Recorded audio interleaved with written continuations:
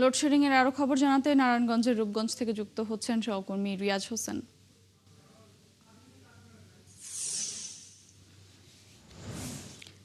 রিয়াজ, কি সবশেষ তথ্য আছে নারায়ণগঞ্জের রূপগঞ্জের আপনার কাছে জানাবেন? তাছাড়া চলমান যে সংকট সেটি কাটতে কতদিন লাগতে পারে কিছু জানতে পেরেছেন কিনা?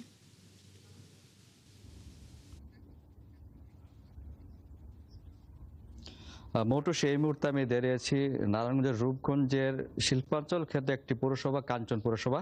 এই কাঞ্চন পৌরসভা কিন্তু আমি বিশেষ করে কাঞ্চন বেজিক এলাকায় এই বাজারের আশেপাশে 70টির মতো বড় বড় ছোট বড় বিভিন্ন পাওয়ারলুম সব বিভিন্ন কারখানা রয়েছে। এখানে চাদর, বেডশিট, প্যান্টের কাপড়, শার্টিং, শার্টের কাপড় সব বিভিন্ন কাপড়কে এখানে উৎপাদন করা হয়।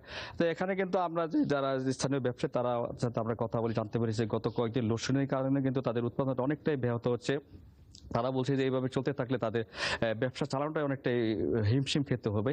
আর যারা এখানে তাঁতিরা আছে তারা তাদের সাথে কথা বলে তারা বলছে তাদের যে উৎপাদন, কারণ তারা উৎপাদনের উপরে কিন্তু তাদের সেই সাপ্তাহিক বেতনটা আসে, সেটা কিন্তু তারা এই সপ্তাহে কিন্তু একেবারে অনেকটাই কম পাচ্ছে বলে তারা আমাদেরকে অভিযোগ করেছে। আরেকটা কথা জানি, শুধু শিল্প কারখানা নয়, শিল্প কারখানার পাশাপাশি রূপগঞ্জের বিশেষ করে যে কায়েতপাড়া, রূপগঞ্জ ইউনিয়ন, দাউদপুর ইউনিয়ন এলাকায় কিন্তু লোডশেডিংয়ের প্রবণতা অনেকটাই বেশি। এসব এলাকার মানুষ কিন্তু বিশেষ করে যারা শিক্ষার্থী আছে তারা কিন্তু রাতের বেলা লেখাপড়া করতে তারা একটা বিঘ্ন করছে এবং প্রচন্ড গরমের তাপদাহতে কিন্তু রাতে অনেকে কিন্তু রাত্রি যাপনটা এবং ঘুমানোতে অনেকটাই সমস্যাগ্রস্ত হচ্ছে বলে আমাদেরকে জানিয়েছে।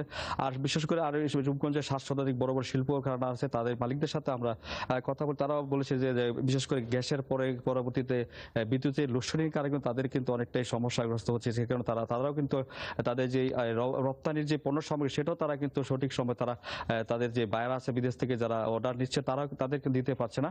তবে নারায়ণগঞ্জ পল্লীবিদ্যুৎ দুইয়ের যে জিএম এর সাথে আমি আগে আপনাকে জানিয়েছি কথা বলে, তিনি আমাদেরকে বরাবরই জানিয়েছেন যে লোডশেডিং প্রবণতা গত 2 দিন ধরে কমে আসছে এবং রূপগঞ্জের পার্শ্ববর্তী 2,500 যে 250 মেগাওয়াটের গ্রেডের কাজ চালু হচ্ছে। তারা গতকালকে যারা যে রিয়াজ, আপনি থাকবেন সেখানে, পরবর্তীতে আবারও যুক্ত হব আপনার সঙ্গে। দর্শক, নারায়ণগঞ্জের রূপগঞ্জ থেকে লোডশেডিং এর খবর জানাচ্ছিলেন সহকর্মী রিয়াজ হোসেন। আমরা